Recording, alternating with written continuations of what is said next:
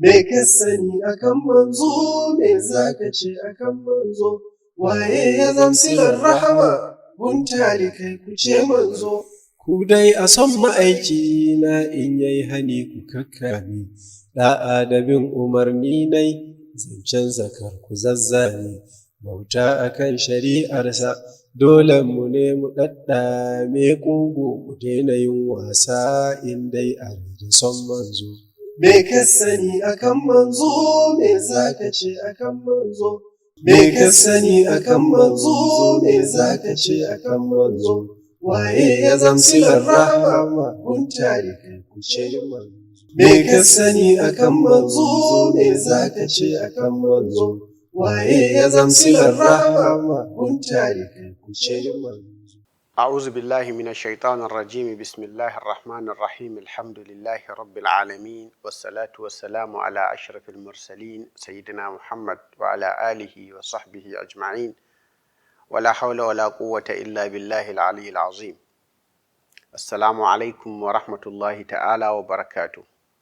بركم مدساكي سادوا أتكين درسهم منبيو درس اللتافم دوامم حسكي annabi Muhammad sallallahu Alaihi wasallam a bintin ƙahon talikai.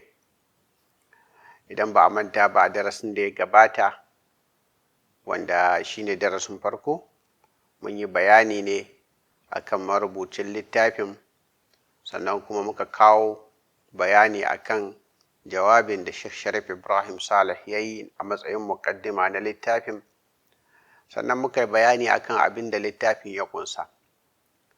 Mun yi alkawarin insha Allahu a darasinmu na biyu za mu ɗaura ne da muƙaddimar da marubucin littafin ya yi, daga nan kuma za mu ci gaba insha Allahu mu kasance tare da ku a cikin darussan baki ɗaya. Babu shakka littafin Nurul Khalid, kamar yadda muka faɗi, littafi ne mai matuƙar muhimmanci, kuma wato ya samu muƙaddima wanda yake za mu iya cewa zai zamo kamar wata shimfiɗa wadda za ta zamo mana haske yadda za mu iya fahimtar zuciyar marubucin wanda littafin a lokacin da yake rubuta littafinsa. Yana cewa bismillahir rahmanir rahim, godiya ta tabbata ga Allah Ubangijin talikai, tsira da aminci su tabbata ga shugabanmu annabi Muhammad sallallahu Alaihi wasallam, tsira da amincin su haɗa da alayensa da sahabbansa baki ɗaya. Babu shakka samar da wani bayani wanda zai samar da ƙarin haske a rayuwar annabi sallallahu Alaihi wasallama, da sharhin irin wannan rayuwar da bayyana ta, sannan kuma da gabatar da annabi a matsayinsa na wanda zai tseratar da duniya baki ɗaya da duk ɗan adam a inda yake daga barin hallaka, da gabatar da annabi sallallahu Alaihi wasallama a matsayin wanda yake warware matsaloli na duniya waɗanda suka gagari dukkan masu wato hikima, da kawo waraka ga dukkan cututtuka waɗanda suke damun bil'adama, da bayyana annabi sallallahu Alaihi wasallama a matsayin cewa shi ne annabin da ya kamata ya zamo duk duniya ta yi masa biyayya. Duka waɗannan tunani ne waɗanda suke damun kowa da kowa, musamman ma waɗanda suka tsaya suka mayar da kansu a matsayin waɗanda za su ba da gudunmawa wurin ci gaban addinin musulunci, wanda shehi ɗaya ne daga ciki. Ya ce wannan yana ɗaya daga cikin abubuwan da suke jawo hankalina a matsayinsu na kamar magnet, ma'ana kowane lokaci ina ji ina so in gabatar da annabi sallallahu Alaihi wasallama ga al'umma a matsayinsa na mai warware matsaloli. In ana so a warware matsaloli to a zo a koyi da annabi. Idan ana so a ga mutum wanda yake duk wata cuta da ta samu ɗan adam za a samu waraka, to a zo a zauna a nemi tarihin annabi sallallahu Alaihi wasallam. Wannan a gurina abu ne wanda yake damuna, da shi nake kwana, da shi nake tashi. Ba na iya nisantan irin wannan tunani wanda nake yi. Ke ba don komai ba saboda shi annabi sallallahu Alaihi wasallama shi ne abin tinƙahon talikai baki ɗaya a duk inda suke, domin tun sama da ƙarnoni guda 14 da suka shuɗe ne manya-manyan malamai da masu falsafa da manya-manyan masu tunani da ƙwararru da masana ilimi waɗanda su muke kallo mu jinjina mu san cewa duniya lallai tana da abin jin alfahari, to waɗannan mutanen su ne suka tsaya a bayan annabi sallallahu alaihi wasallama. Sun tsaya a bayansa a matsayin shi ne abin koyinsu, shi ne wanda suke kalla su gabatar da rayuwarsu mai kyau. Ba fa wai mutane, ordinary mutane ba, a zaɓaɓɓun cikin al'umma annabi suke kalla, to yaya annabin ya kamata ya kasance. Dukansu sun tsaya a gaban shi sallallahu alaihi wasallama suna faɗi ko da lisan ɗinsu na harshensu na zahiri ko kuma harshensu na baɗini, suna cewa lallai mu abin alfaharinmu a duk duniya shine kasancewarmu mu dinnan muna da dangantaka da kai, muna cikin addininka, muna cikin masu yin hidima a cikin karantar wanda ka zo da shi. Babban abin da zai nuna irin wannan dalili, wannan girma da daraja, shine duk irin yadda addinin musulunci yake fuskantar matsaloli da suke wato su makirci suke yi domin su rusa addinin, su kuma gagayi wannan addinin a cikin wannan zamanin namu. Duk da haka, duk da wannan yawan makircin da suke yi, har ya zuwa yanzu muna ji a ko'ina ba a daina kiran sallah ana ce ashhadu anna muhammadar rasulullah ba. Har ya zuwa yanzu ba mu daina ganin irin yanda ruhin annabi sallallahu alaihi wasallama ya shiga cikin komai, yana ɗaukaka shi, yana ƙara mai daraja ba. Duk mutumin da ya jibinci annabi za ka samu darajarsa ba ƙarama ba ce. Ga mutane nan a kowane lokaci suna cikin shauƙi a duk lokacin da aka kira annabi sallallahu alaihi wasallama a cikin lokuta guda 5 na kowace rana domin yin sallah. Za mu iya cewa lallai babban dalilin da ke nuna irin yadda annabi sallallahu alaihi wasallama shine sarki a cikin zukatan al'umma shine idan mun lura da irin makircin da ake ma addinin musulunci a ciki da waje wurin kawo ɓanna da lalata al'amura, to za mu ga cewa duk da haka har yanzu matasa su suka fi yawa cikin waɗanda suke ma annabi sallallahu alaihi wasallama biyayya. Matasan da yana da wahala a ce sun iya fahimtar haƙiƙanin abin da annabi sallallahu alaihi wasallama ya zo da shi na karantarwa. Babu shakka irin wannan yana tabbatar da ci gaba da kuma samun nasara da ke nuna cewa lallai annabi sallallahu alaihi wasallama yana da wannan girma da daraja, abin alfahari ne gare mu baki ɗaya. Ga matasa nan sun zo mishi, sun yi mashi tsinke, sun zo sun tsaya a gaban shi sallallahu alaihi wasallama suna ƙoƙarin koyan dukkan abubuwansu na rayuwa.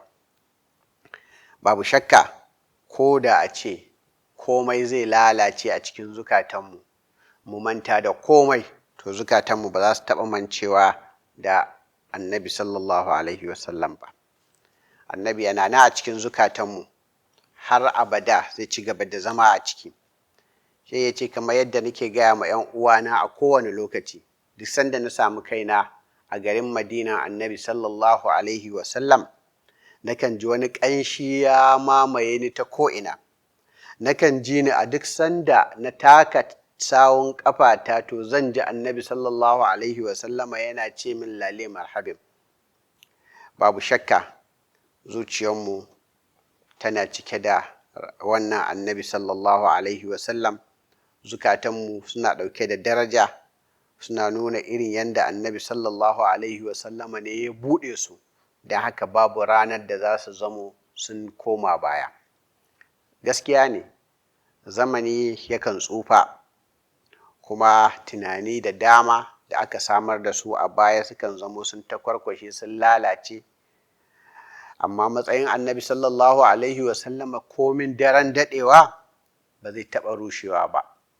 Furannin da ya buɗe su a cikin zukatanmu ba za su taɓa yankwanewa ba har abada, za su ci gaba da zama a cikin zukatanmu ba tare da matsala ba.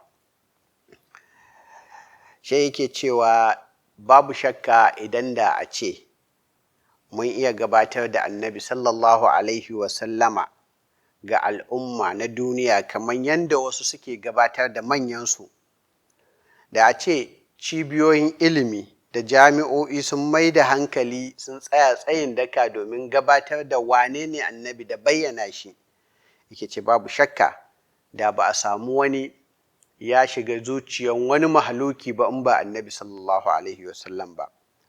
To ashe kusurin ma na rashin karantarwa annabi ya karaɗe komai ya zama na ba wani wanda galiban yana komawa zuwa gare mu ne. Yake ce amma duk da haka, duk da mun yi kusuri, duk da ba mu iya gabatar da annabi sallallahu alaihi wasallama ga ɗaukacin halitta kamar yadda ya kamata ba, amma fa ga duniya nan gaba ɗaya ta yi masa tsinke, sun je wurinsa suna ɗauke da dukkan abubuwan da suke da shi wanda za a iya cika masu bokitai, kowa da irin abubuwan da yake bukata, kamar yadda dai 'yan uwanmu da kowa yake zuwa ya samu ruwa, in zai ne bukatar ruwa yakan je da abin ɗebowan shi daidai da abin da yake mallaka. Duka kowa ya fuskanci annabi sallallahu alaihi wasallam, sun fuskance shi a matsayin shi ne maɓuɓɓugar ruwa mai tsarki wanda suke bukata ya warkar da su daga kishi, ya kuma cire musu damuwansu, ya biya musu bukatunsu. Annabi sallallahu alaihi wasallama shi ne wato za mu iya cewa abin alfaharinsu. Don haka wannan abu ne mai matuƙar muhimmanci da ke nuna girma na wannan annabi sallallahu alaihi wasallam. Yake cewa idan mun duba zuwa ƙasashen turai irin su Amerika da Ingila da Faransa da Jamus da sauransu, za mu ga cewa akwai wani sabon tasowa na addinin musulunci wanda yake zai yi wahala ma ka samu a wasu wurare. Riko da addini, matasa sun shiga addini, suna ƙoƙarin sanin menene wannan addini ya kunsa, suna ƙoƙarin sanin irin yadda tasirin wannan addini yake. Kai sun riko da addinin bayan sun san shi, kai ka ce suna rayuwa ne a cikin zamanin annabi sallallahu alaihi wasallam. Haka ma idan ka zo ƙasashen musulmai za ka ga akwai matasa da yawa, domin kafin ƙarni ɗaya ko ƙarni biyu da suka gabuce za ka samu a yanzu irin yadda mutane suke riko da addini, suke bin karantarwar addini, sun san annabi sallallahu alaihi wasallama ta dalili, sun san karanta addini, sun kuma wato bayyana matsalolin addini, sun nazarce su da kyau.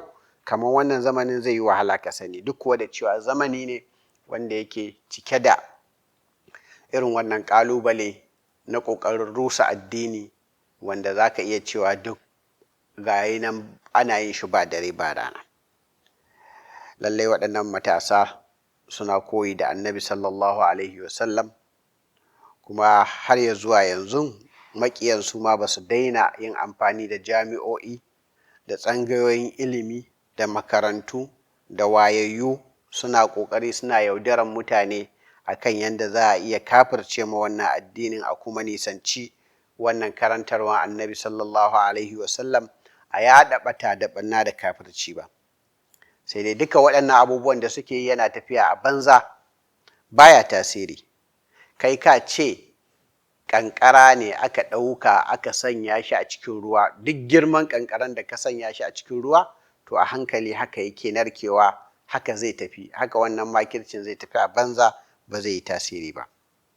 Idan kuma kana neman ka ƙara sanin girman wannan annabin sallallahu alaihi wasallam, to ka duba mutanen da suka canza tunaninsu da mazhabobinsu a cikin shekaru masu yawa, suka canza daga wannan wato amma hanyarsu na neman gaskiya ya tashi daga wannan mazhaban zuwa wata mazhaban zuwa wani tunanin, har ka dai ya yi ta yawo yana kare kaina. Duka waɗannan mutanen ƙoƙarinsu na isa zuwa ga gaskiya ya ci tura, don ba su samu sun isa zuwa ga gaskiyan da suke bukata ba. Amma lokacin da suka kusanto makarantar annabi Muhammad sallallahu alaihi wasallam, a nan ne suka samu biyan bukatu na duk abubuwan da suke bukata, na amsa tambayoyinsu na rayuwa da amsa tambayoyinsu na makoma. A nan ne suka samu kyakkyawar hanya wacce za ta isar da su zuwa ga tudun na tsira. Don haka suka fuskanci annabi sallallahu alaihi wasallama da dukkan imaninsu, kamar irin su Maurice Bucaille, shahararren likita ɗin nan wanda ya ƙware kuma ya yi nasara wurin bincike, ya samu shuhura a duniya, aka san shi, amma a ƙarshe bai samu kyakkyawan nutsuwa ba sai da ya shiga addinin musulunci. Zo ka duba irin su Roger Garaudy, fitaccen masanin adabi kuma masanin falsafa na ƙasan Faransa. Ga sunan da yawa in kana so ka ga sunayen malamai masana waɗanda sai da suka yi shuhura a cikin duniya a cikin ilimi, amma hankalinsu bai samu nutsuwa ba sai da suka shiga addinin musulunci, sai da suka san wane ne annabi sallallahu alaihi wasallam, da kuma suka san shi suka rike shi gam a matsayin shi ne abin da suke nema, ba su bar shi ba. Shin mu dinnan mun iya fahimtar annabi sallallahu alaihi wasallama a matsayinsa na shi ne shugaba ko kuma sarki mai mallakan farfajiyan zukatanmu? Mun iya fahimtansa yadda ya kamata balle har mu gabatar mu wasu mutane? To me yasa ma nake magana da mutane? In fara da kaina mana. Shin na iya fahimtar annabi sallallahu alaihi wasallama da dukkan ɓangarorin da yake da su da sassa na girma da daraja? Na iya gano abubuwan da ya shafe shi gaba ɗaya kuwa? Ni ne fa nake yin sallah a kowace rana sau 5 tun lokacin ina ɗan shekara 5 kuma na fara yi. Kuma ina ganin cewa ni yanzu babban daraja da girma shine in zamo kaman karen ashabul kahfi a gurin annabi, yanda ashabul kahfi suka rayu da wannan kare nasu wanda ya samu daraja har Allah ya ambace shi a cikin alkur'ani mai girma. To ni ma in zamo kaman haka amma na annabi sallallahu alaihi wasallam, wannan ya ishe ni daraja. Shin na iya a hayan da nake dinnan na iya in bayyana ma mutane irin yanda annabin nan yake a cikin zuciyata? Babu shakka na kasa, ba zan iya ba, abinda zan iya kawai shine wanda zan iya.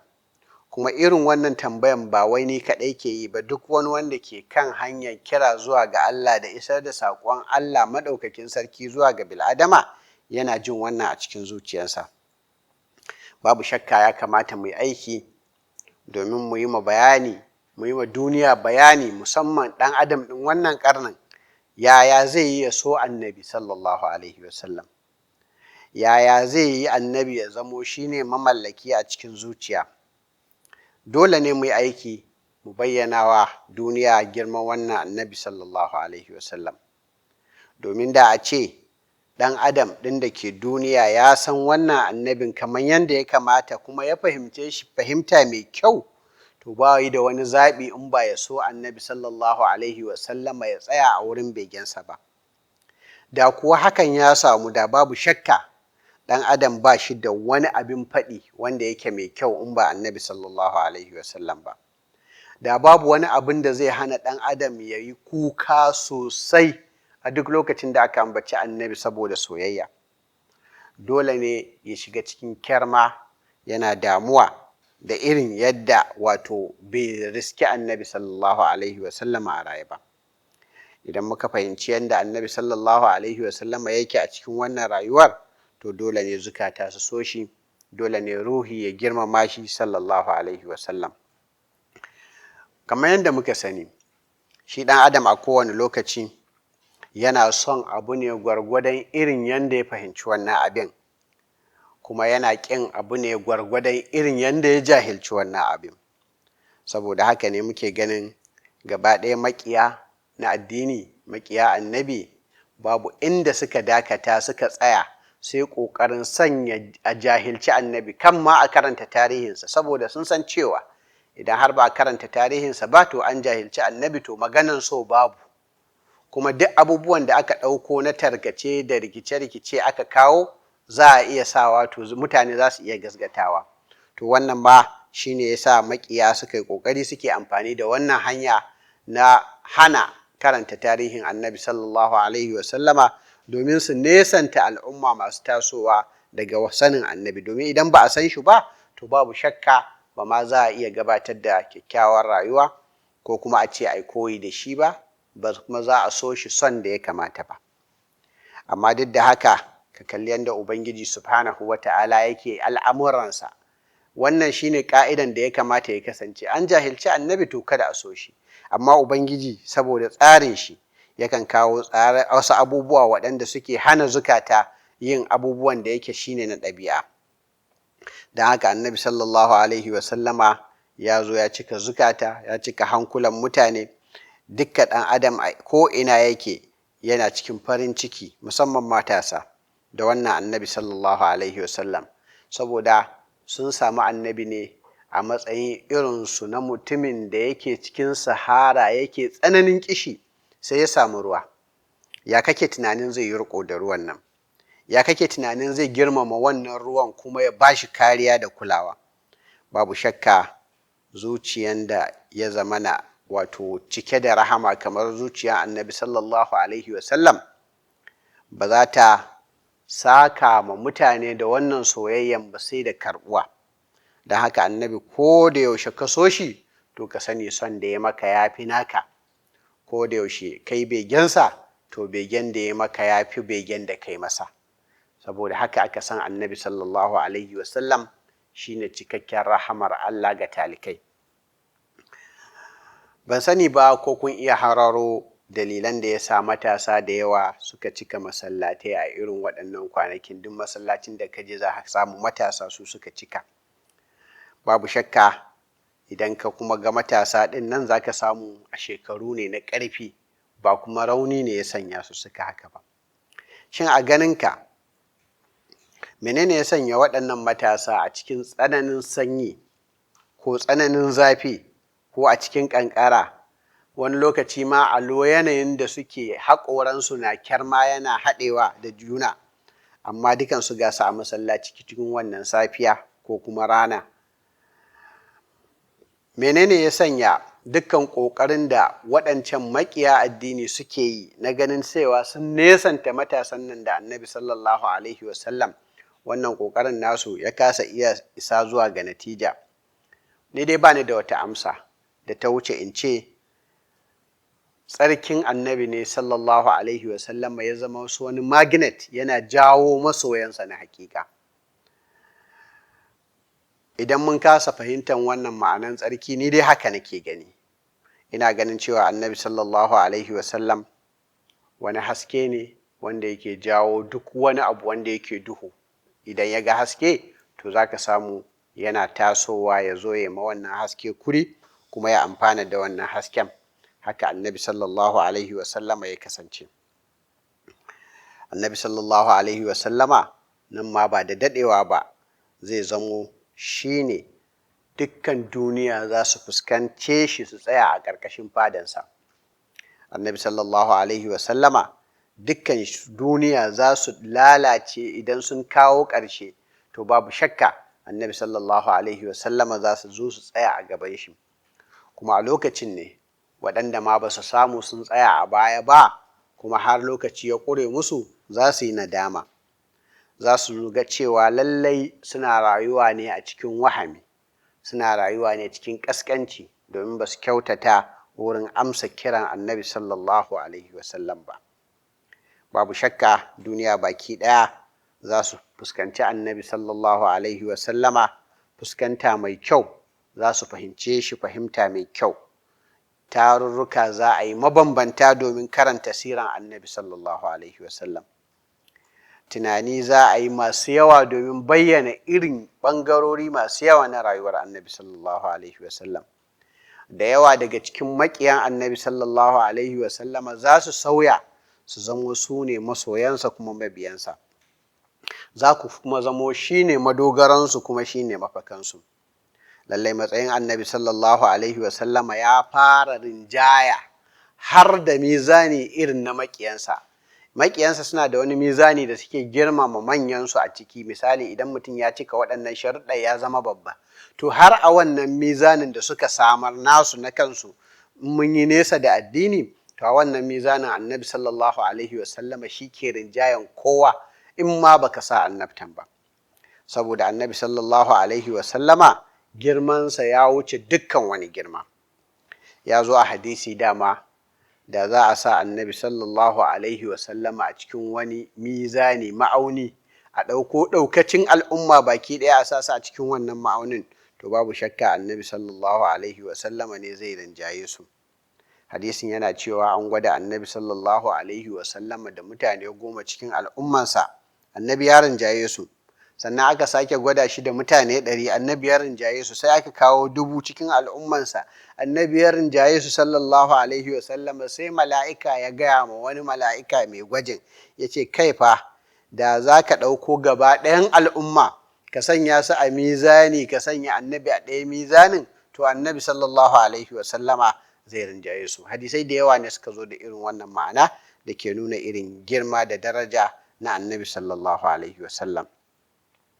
Da za ka ɗauko, muna so mu gane bayanin, ka kalli girma irin na sahabbai da tabi'ai da tabi'ut tabi'in da manya-manyan mutane da aka yi a duniya tun daga wancan lokacin har ya zuwa ranar alkiyama, waɗanda suke da daraja a gurin Allah, manyan malaman sufaye da masu zuhudu, waɗanda suka yi aiki wurin buɗe zukatan bayan Allah. Idan ka kalle su cikin waliyai da zaɓaɓɓu da na kusan Allah subhanahu wa ta'ala, dukkansu a sa su a mizani, a ɗauko annabi ya rinjaye su sallallahu alaihi wasallama.